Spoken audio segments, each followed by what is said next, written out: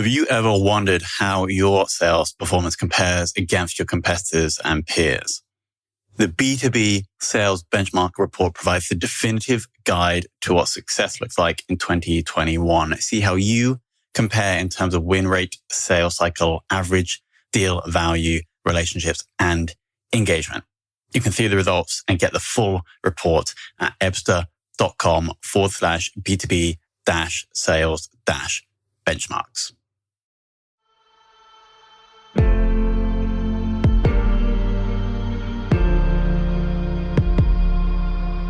This is Sales Ops Demystified, the number one most downloaded podcast in sales operations. We invite the brightest minds in sales operations onto the show to deconstruct the why, what, and how behind rep productivity, forecasting, metrics, and all things revenue. This podcast is brought to you by Ebsta, the leading customer engagement platform for Salesforce.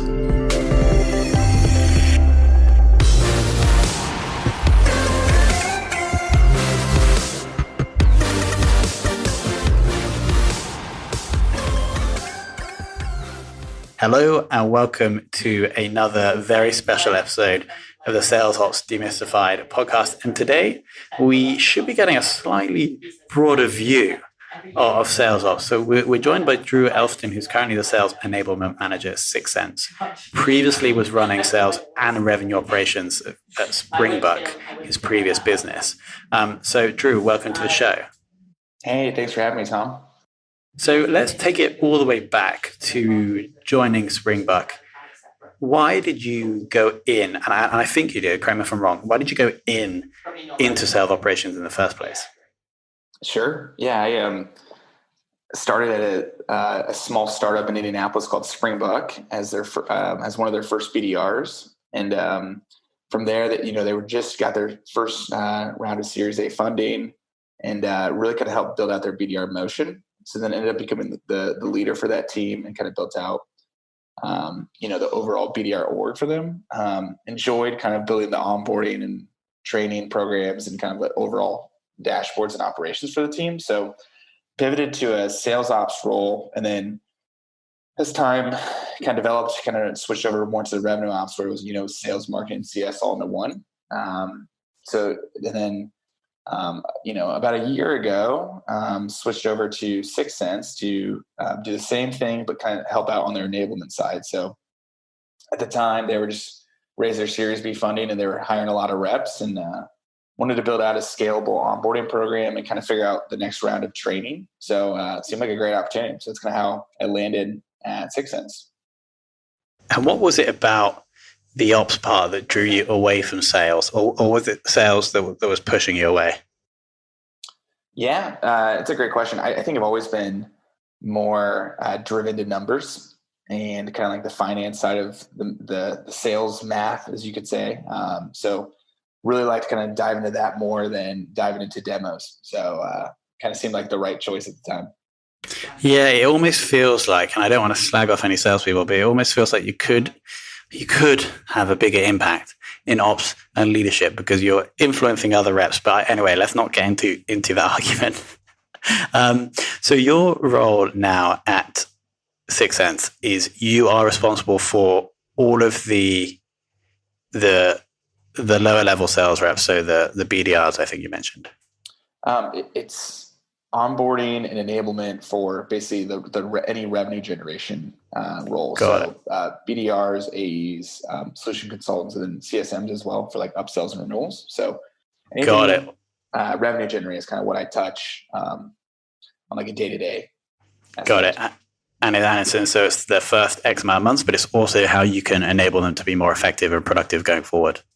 Correct. Yeah. So, the main two metrics that I'm tied to is time to first deal or first meeting for, AE or BDR. And then also time to full ramp for a lot of roles. So how quickly can we get you, out of your ramp quota and into a full producing engine? So it's kind of fun to, figure out what works. There's a lot of trial and error and definitely learned some lessons, but it's been a blast so far.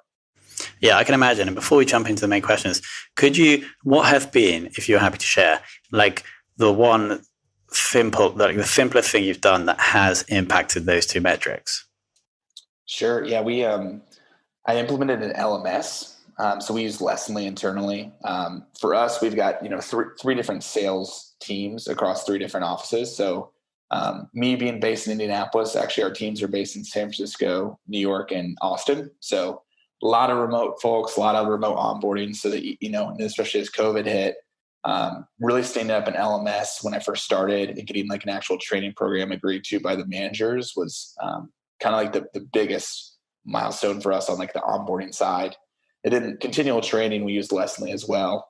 So that's kind of, I would say, like the easy, quick win, but also huge impact over time.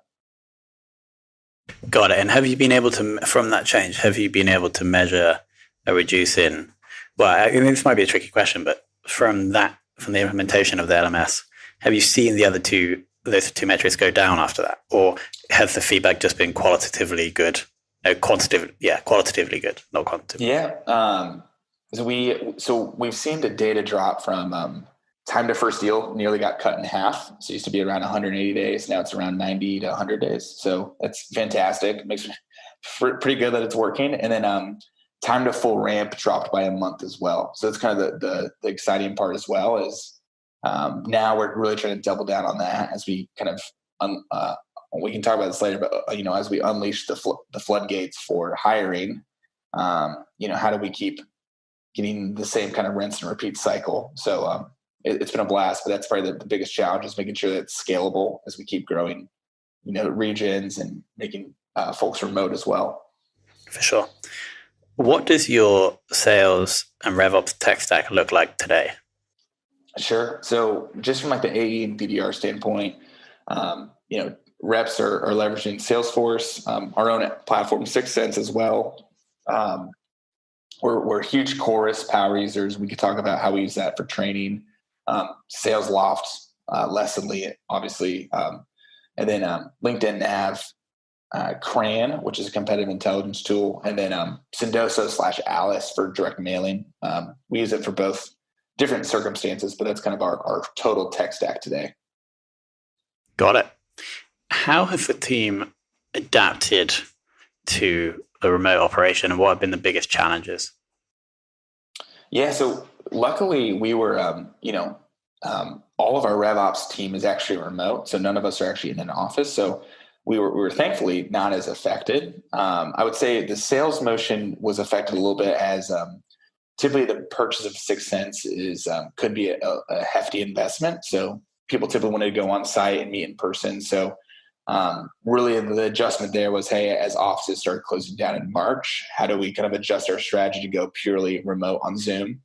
So, we did basically a sales effectiveness course on how to present online, like remotely in Zoom, and hey, those 10 to 15 person meetings in maybe a big conference room is going on Zoom. So how do you effectively call on folks? How do you, keep the attention? I think everyone's guilty of, it's easy to kind of stray away from the screen. So just kind of, tips and tricks, and really trying to double down on that. So we hosted that, I'd say kind of as soon as we realized that, hey, this isn't really going away, kind of make sure we're set up for success. And then we also created these, pretty Zoom backgrounds as well. So kind of makes us look a little bit more professional as well. So it's been fun to adapt, but that's probably the biggest change we made just from the get-go. It's all of the Zoom backgrounds making a massive difference. I can tell they're professional. Oh yeah, close rates went up dramatically. Exactly, yeah, 50%. A quick question on the remote. So you're saying that pre-virus, all of the RevOps team were remote anyway? Correct. And was there a reason for that? Just because you wanted to hire in different places around the country? Why was everyone remote? Sure. Yeah. So we've got twofold. One is we have a pretty strong India operation. And so, currently we've got, a lot of Salesforce admins and developers there helping us. And then from the US standpoint, we've got, it just, for us, it was just hiring the best talent. My boss is actually in Indianapolis too. So that's kind of how I got connected with him. But we've just always been kind of a remote first company. And so that's kind of how it's been easy to find talent, especially, geos really don't matter as long as you're able to kind of keep pushing the team forward. I'm totally with you there for sure. Like I've been pro remote for like 4 years, but anyway, enough about that. Let's go back to the sales team. So the changes we made for the reps is obviously we have the Zoom backgrounds, which is massive, but then you immediately saw that there's a skill set the reps need. And then you got them on the training, like crucial training if they're trying to be selling on Zoom. Is there any other either operational, tech, or cultural shifts that you guys have made in the past 3 months?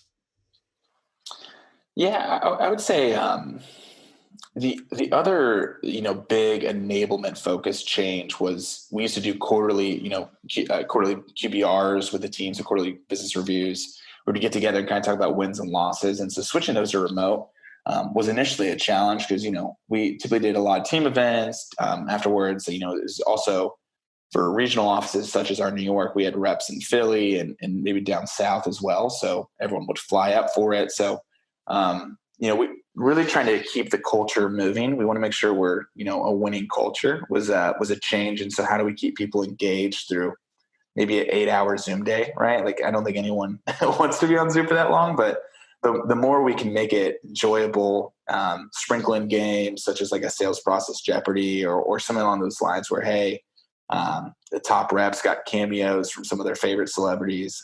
Anything we could do to kind of spice it up was kind of how we changed the culture side. But from a tech stack process, I don't think we really adjusted anything due to like going remote, mainly because we had Zoom and Slack already set up. So those are mainly the means of communication. Yeah, sales process Jeopardy does sound very fun. Competitive. Yeah, it's very competitive. True. So yeah. And these things you're doing, do you think they're just temporary measures, or do you think that going forward, the sales team is going to be more remote regardless of what happens with the virus, and therefore these things you're doing will persist and you'll maintain doing these things? Yeah, that's a good question. I think that what this has taught us is that companies will still do transactions of large size, no matter if they don't meet you in person. I think everyone's which is kind of a great validation. So, our CFO might be celebrating saying, hey, less time on the road, less expense reports for him to approve. But, I think that confidence was great for the team. And I think one strong suit that I think we luckily prepared for from our SKO and earlier in the year before COVID hit was rolling out a new sales process. So doubling down on just, hey, we have a common language across the team and across regions of, hey, where opportunities are. It's made it, even if we're onboarding reps, we can figure out how we can best adapt our process, even remotely to fit within these criteria and exit criteria. So that's probably one thing that we've had a lot of luck, to be honest, to roll that out beginning of the year, get the teams trained up on it, and then reinforce. And then tweak is, we go remote. Hey, we realize we can't do this in person anymore. Maybe we need to switch it to this sort of measure. So that's probably the other big call out I would have for the remote side. Got it. Have the targets or objectives changed over the past 3 months? Unfortunately, I don't think so. So, fortunately, for us, we help marketers and sales reps build pipeline. And so, with trade shows taking a hit, luckily that budgets typically were reallocated to us or something, or solution like us. So that's kind of how we were leaning on the market. And I think, we're coming off, a strong Q2 and really heading into Q3, hoping to kind of add additional headcount in a lot of different places. Sure, makes sense. And that, it's fantastic news. Yeah. If the product is targeted at this type of person, if they are still selling and marketing, then the product is still going to be just as valuable. So it would make sense that there's been no downside no down ramp on the sales. Yeah, everyone needs pipeline, right? So, even if the world's in a pandemic, you're always probably looking for pipeline or a quick win. So that's kind of where we help out a lot. Got it. Let's move to forecasting. What's the current forecasting process at the moment? Sure. So tool-wise, we leverage collaborative forecast in Salesforce. So, just easy roll-ups from all of our sales regions and teams to our head of sales. And then, we're pretty strong, as I mentioned, that sales process. So for us, it's pretty black and white now. It used to be kind of subjective and gray of where stuff was in the pipeline. So now we know, hey, if you're in a stage 2, it's a qualified deal. We know we're going through an evaluation process. Typically, competitors are involved. So we can then, articulate, hey, our win rates at this stage is X, and as we keep moving down the funnel. So we're really trying to get more predictability. Is kind of how we're trying to scale. Is the easiest part. So the sales process, I'll keep being that drum. It's something that we've really wanted to double down on, and it's really helped make the forecast seem a little bit easier from my perspective. But maybe the managers would say it a little bit differently. But that's probably how we're looking at it. Yeah, and how, on that predictability side, what are the things that you are planning on doing that you think will help with that? Yeah. So last year we had our sales team was about half or a third of the size. So, some of those reps have been there long. So we had, established close rates at, times between stages, deal velocity was pretty defined. But then as we, doubled or tripled the team, now we're looking at about 30 AEs instead of, 10. Now it's okay. Let's do a broad strokes assumptions to say, hey, based on your sales process, we expect this kind of close rate at this stage. And just kind of tailoring the training to figure out, hey, if reps are struggling with maybe our first 2 meetings, that's where we really want to put a lot of pressure to up those conversion rates. So we're extremely honed in on, kind of early funnel to figure out what we can do to move it forward. And then also just try to improve the win rates every quarter. So I kind of track each stage with stage progression and then also the deal velocity. Got it. And I guess the more reps you have, the more deals you put through the process, the more accurate you're going to be getting with that forecasting. Exactly. Yeah. So, we're always trying to, take assumptions as much as we can. But we never had this big of a team. So now it's okay. Hey, we've got a little bit of baseline data, but from there, that's where we're really trying to hone in on. Got it. What would you say has been the most insightful sales KPI you've tracked during your career to date?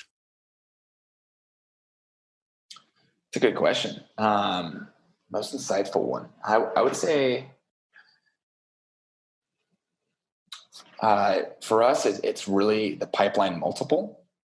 And then also the weekly activities, right? So you could always back down to say, hey, if your pipeline multiple is X, we can then, even if you're not the best at converting, we know that, maybe that multiple next time needs to be 8X instead of 4X.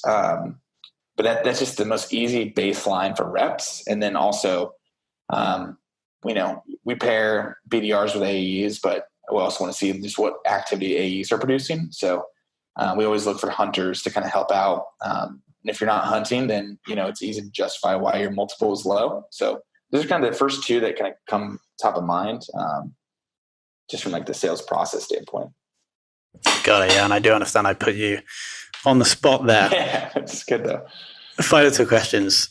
Who in the world of sales ops or sales enablement has taught you or inspired you the most?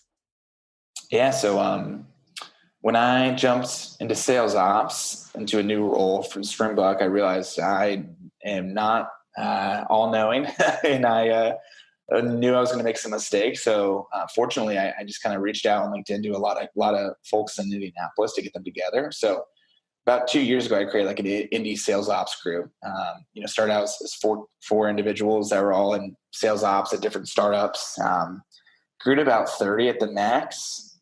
Where we all got together for a monthly coffee, typically pick a topic such as, comp plans to quota allocations to tech stack, you name it. That's definitely helped kind of learn a lot of what the wizards out there, as I would say, are doing. And that's actually how I met my current boss, Corey. So he actually ran sales ops at a pretty large $200 million company. And, coming from someone that's maybe has 5 million ARR, it was just fascinating to hear how they structured their sales ops, obstacles they went through. So that's kind of why it made it a no-brainer for me to go and report to him and learn kind of what he was doing and kind of see the same thing play out at 6Sense. So that's probably where I learned a lot of it, is just the indie crew. And then I think you just got to be humble and be able to reach out to LinkedIn and know that, hey, I just want to learn. I'm sure you do too. And so I try to meet with a lot of other sales ops connections out there. Shout out to the indie sales ops crew. Yeah, they're great. And then a final question is, who that maybe you don't know in the world of sales ops that you would like to take for lunch? Ooh, it's a good question. I think I would say the person that kind of comes to mind is some of those, LinkedIn superstars, as I would call them. So, whether it's, a superstar in the sale, I don't really think I have one top of mind that I could easily say, I need to take this person to lunch, but sales ops, sales enablement superstars out there. So yeah, the people with the great videos. Yeah. Those people. Amazing. Well, that was a really, really kind of deep insight into enablement at a company which is obviously thriving in the lockdown, but also scaling pretty fast anyway. So Drew, thank you so much for your time. Yeah, thanks for having me.